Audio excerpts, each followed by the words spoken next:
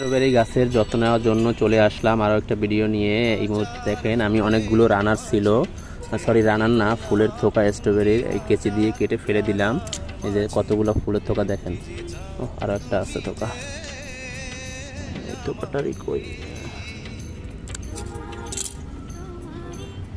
এই যে এটা ফেলে দিলাম। এরকম অনেকগুলো থোকা হয়েছে স্ট্রবেরি, এগুলো সব ফেলে দিতে হবে। এগুলো থেকে এখন আর ফল পাওয়া যাবে না, তাই ফেলে দিলে গাছের গ্রোথ ভালো হবে, গাছের শক্তি পাবে ভালো, অন্যথায় এগুলোতে গাছের শক্তি খেয়ে ফেলবে। আর একটা গাছে দেখেন কতগুলো রানার হয়েছে, একটা, দুইটা, তিনটা, চারটা, পাঁচটা, ছয়টা, মানে 8-10টা রানার আছে অলরেডি। এখন গাছের গোড়ায় হালকা মাটি দিয়ে দিব, গোড়ার শিকড় ফাঁকা হয়ে গেছে, হালকা মাটি আর পানি দিয়ে দিব।